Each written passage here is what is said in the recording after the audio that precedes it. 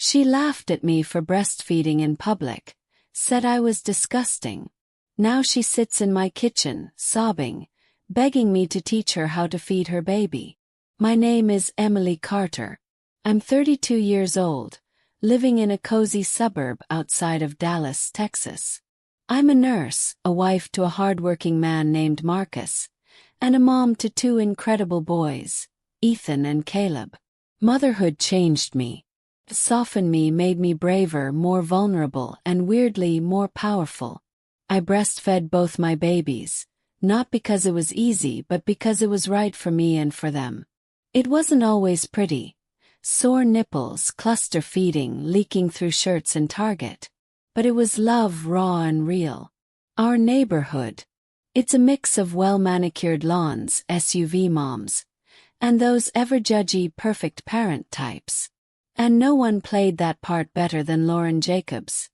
Blonde, flawless, and cruel with a smile. I met Lauren at a PDA meeting. She had that laugh, you know, the kind, loud enough for everyone to hear, sharp enough to cut through skin.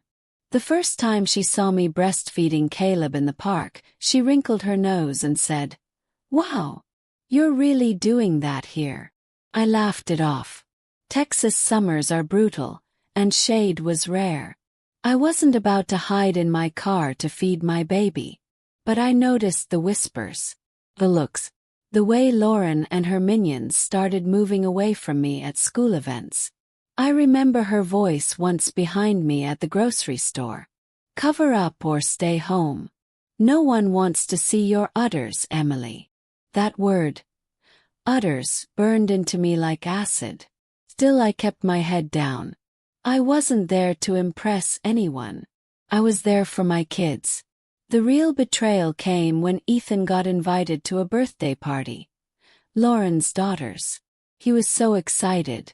He picked out a gift and made a card with glitter and stickers. But when we showed up, Lauren greeted everyone except us. Her daughter looked confused.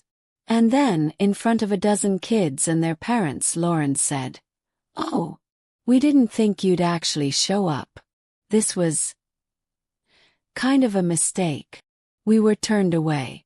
My 6-year-old son stood there, holding that card while kids laughed behind him. That night, I locked myself in the bathroom and cried until my throat hurt. My son asked me if he smelled bad, if he did something wrong. Lauren's war wasn't just with me. She dragged my child into it. I was sitting at the park a few days later, nursing Caleb, when I saw Lauren walk by with her friends. She snapped a photo of me and said loudly, "I'm starting a new Instagram, Moo Moms of McKinney. She'll be the cover." Something inside me snapped. I was done being polite, done staying small. I started watching, listening, gathering. Lauren lived online. She curated her Instagram like a Vogue editor. All beige tones, curated coffee cups, perfect mom moments. I knew her image was everything. So I created a fake parenting support group page for moms in our zip code.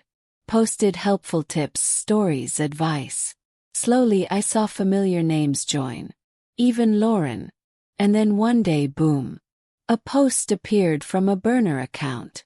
Ever seen a mom shame another for breastfeeding in public, only to be unable to produce milk herself months later? Karma sucks. Spread like wildfire. I had never said her name. But she knew. Then I did something even colder. I mailed her a breastfeeding care package anonymously. Nursing pads, nipple balm, lactation cookies. And a note.